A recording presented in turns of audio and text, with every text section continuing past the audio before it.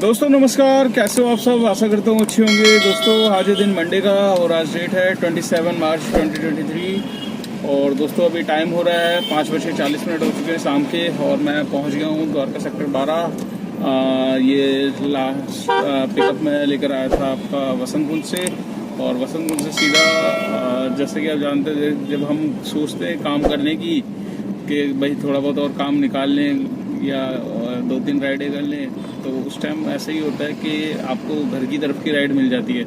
तो ये भी डायरेक्ट सेक्टर 3 की थी बुकिंग और सेक्टर 3 में नेशनल अपार्टमेंट है वहाँ की थी, बट जिन सर को लेकर आया उन्होंने कहा मेरी गाड़ी मेट्रो स्टेशन पे पार्क है यार, तो मैंने गलती से घर का एड्रेस डाल दिया था। तो मैंने कहा चलो सर कोई नहीं चेंज कर दो। तो कह रहे चेंज करें या वैसे ही, मैंने कहा चेंज कर दो सर। तो चेंज कर दी, 50 रुपये बढ़ गए। कहते हैं यार ये तो बढ़ गए। मैंने कहा इतना तो सर बढ़ेगा, वैसे भी अगर लेकर जाऊंगा तब भी और ज़्यादा बढ़ जाएगा। तो कह रहा चलो ठीक है। तो उनको यहीं पे सेक्टर 12 के मेट्रो स्टेशन पे ही छोड़ा था।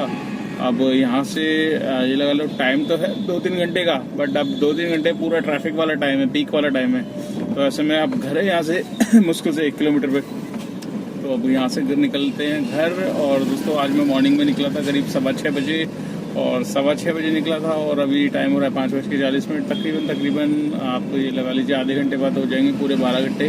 और 12 घंटे में काम की बिल्कुल लगी पड़ी है लंका और काम बिल्कुल अभी रोड पे कोई खास है नहीं, ठीक है। और भी भाइयों को पता होगा कि काम जो डे में निकलते हैं उनको पता ही होगा कि काम कहाँ से है कहाँ से नहीं है। एक तो गुड़गांव जाने वाली साइड का बुरा हाल है, गुड़गांव में जा नहीं रहा। आज मैं गुड़गांव गया ही नहीं हूँ, आज मैं चला गया था आपका नोएडा साइड में। तो वहाँ से ये लगा लो बस थोड़ा बहुत काम निकाल के फिर दिल्ली में चलाई है। तो आज मैं मॉर्निंग में 6:15 बजे निकला था। 6:15 बजे निकल के मेरे पास जो बुकिंग आई थी वो आई थी इधर की क्या कहते हैं आपकी गाजीपुर साइड की। तो गाजीपुर ड्रॉप किया, गाजीपुर से फिर मैं नोएडा साइड में ही एंटर हो गया था। मैंने कहा वहाँ से क्या है कि अगर दिल्ली की ट्रिप आती है तो टोल वगैरह मिल जाता है। तो वही टोल मिला था जैसे कि मैंने बताया कि सीमापुरी साइड की बुकिंग्स में मिला था और उन कस्टमर ने ही बताया कि भाई ऐसे ऐसे दिक्कत है, जो कि आपने कल के ब्लॉग में देखा ही होगा। तो दोस्तों इस तरीके से ऊबर कर रहा है, ओला ऊबर दोनों ही अब इस तरीके की चालाकी कर रहे हैं, रेट कर दिए हैं डाउन और साथ साथ टोल से भी खिलवाड़ कर रहे हैं, ठीक है।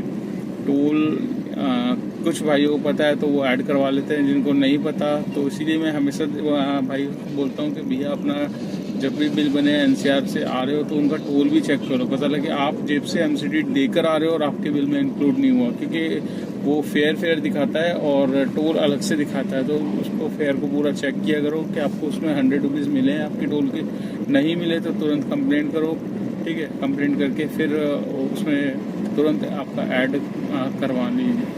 तो इस तरीके से टोल भी ओला भी खा रही है, उबर खा रही है और फिर रेट भी हमें डाउन मिल रहे हैं। ऊपर से एसी चल रहा है तो एसी की वजह से और ज़्यादा काम की मतलब लगी बड़ी है लंका।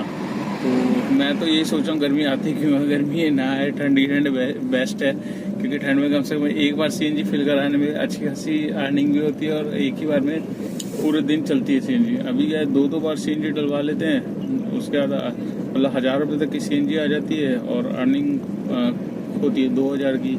तो कट पिट के क्या आता है 700-800 रुपये हाथ में आते हैं। दोस्तों आज हम बात करेंगे ओला उबर के बारे में ही और कोशिश यही करता हूँ अपनी साइड से कि किसी न किसी भाई के कमेंट्स का रिप्लाई किया जाए। तो दोस्तों आज एक भाई ने उसका कमेंट्स आया था, उसने मेरे से पूछा था कि भैया ओला उबर में तो काम है नहीं, तो क्या मैं अपनी गाड़ी को मतलब कंपनी में लगवा सकता हूँ, कंपनी में लग जाएगी मेरी गाड़ी और कंपनी में लग गई तो उसमें किस हिसाब से पेमेंट्स वगैरह ये दी जाती है, तो कंपनी में बेटर है या ओला उबर में बेटर है, तो आपको सजेस्ट करिए। तो दोस्तों देखिए ये सब चीज़ें आपके हाथ में होती है, आपके ऊपर है, आपकी चॉइस है। आप ओला उबर में चलाना चाहते हैं ओला उबर में काम चला सकते हैं। ओला उबर का स्टेटस आपको पता ही है राइट नाउ अभी क्या काम है, काम का स्टेटस है डाउन और रेट ऑलरेडी कम किए हुए हैं ओला उबर ने। अब वही चीज़ है, जब तक हम सख्ताई नहीं करेंगे, तब तक यूनियन मिलके कुछ फाइट नहीं करेगी, तब तक ये ऐसी ड्राइवरों को शोषण करते रहेंगे। तो रही बात आपके सवाल की कि आपको ओला उबर में नहीं चलानी गाड़ी, तो उसमें आप कंपनी में लगवाना चाहते हैं, तो दोस्तों जिसमें देखिए कैटेगरीज होती है कंपनी में, जो डिमांडेबल गाड़ी होती है वो डिज़ायर, एसेंट वगैरह, ये होंडा मेज, ये सब गाड़ियाँ डिमांड में रहती है। ओरा गाड़ी होती है वो डिमांड में रहती है, ठीक। और एर्टिगा है 7 सीटर है, तो 7 सीटर गाड़ी सबसे बेस्ट है। उसमें थोड़ा सा 7 सीटर में थोड़ा सा रेट आपको ज़्यादा मिलता है, पर मैंने जहाँ तक मेरे को पता है, एक भाई मेरे को बता रहे थे जिसकी फिक्स रुपये है, वो कहता है सिर्फ 150 रुपये तक का अंतर आता है डिज़ायर और इसमें एर्टिगा गाड़ी में। तो मैं तो यही बोलता हूँ कि आपके पास अगर डिज़ायर गाड़ी है तो डिज़ायर गाड़ी को आप लगा सकते हैं फिक्स रूट पर। फिक्स रूट्स की कुछ कंडीशंस होते हैं, टर्म एंड कंडीशंस यही होती है दोस्तों। फिक्स रूट पे जो एमएनसी कंपनी में रखती है आप डायरेक्ट तो लगा नहीं सकते, बीच में आपका एक वेंडर होता है जो पूरा टाई अप होता है, कंपनी उसको काम देती है, वो आपको पकड़ता है, हायर करता है और अपने हिसाब से पेमेंट्स का सेटलमेंट वो करता है, ठीक है। कंपनी उसको क्या रेट दे रही है वो सब उसकी हेडेक होती है। बस आपको क्या है कि वेंडर के थ्रू आपकी गाड़ी अटैच होगी, आपको रूट्स दे दिए जाएंगे, भाई आपको इस एरिया के रूट्स मिल रहे हैं और टाइमिंग पूरा का पूरा दोस्तों इसमें फिक्स है। वो है कि आपको 4 चक्कर मारने, 5 चक्कर मारने, तो वो आपके ऊपर है, आप जितने लंबे रूट लेना चाहें रूट मिल सकते हैं आपको। हाँ, ये है कि एरिया वाइज भी डिपेंड करता है कौन सा एरिया वो आपको दे रहा है। छोटे एरिया दे रहे हैं, गुड़गांव में घुमा रहा है, या फिर दिल्ली में घुमा रहा है, या फिर नोएडा, ग्रेटर नोएडा, गाजियाबाद साइड में घुमा रहा है, तो जितने लंबे रूट होंगे उतनी ज़्यादा आपकी अर्निंग हो सकती है। और बाकी इसमें ये होता है कि देखिए पेमेंट्स का जो मैं जहाँ तक जानता हूँ, पेमेंट्स इसमें 45 डेज की होल्ड पे रख के मतलब वेंडर होल्ड पे रखता है।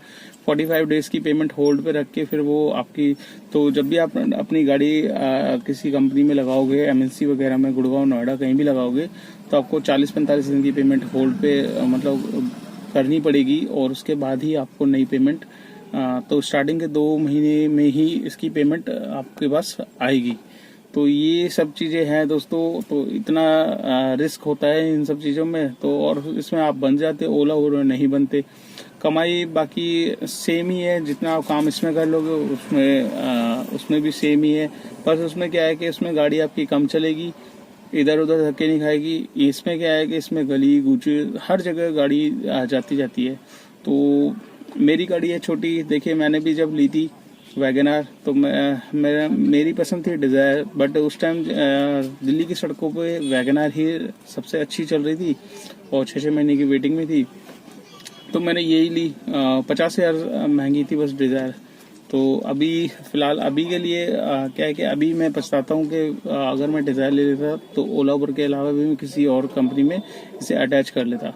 तो यही चीज़ें हैं दोस्तों, ये छोटी मोटी बातें जो होती है बाद में रियलाइज होती है, बट अब क्या कर सकते हैं। अब 7-8 साल हो चुके हैं इस लाइन में, तो अब इसका भी नंबर आ गया प्राइवेट कराने का, तो देखते हैं कब तक इसका टाइम है। तो चलिए दोस्तों, आज का मैं काम आपको बता देता हूँ। आज का मेरा काम कितना हुआ है, कोई खास नहीं हुआ है, जितना भी हुआ आपके साथ शेयर कर देता हूँ। यहाँ पर आप देख सकते हैं 1600 कुछ रुपए का मेरा काम है आज का, जिसमें से मेरी जो सीएनजी मैंने कल रात में डलवाई थी 590 रुपये की डलवाई थी, और आज मैंने डलवाई थी 334 रुपये की।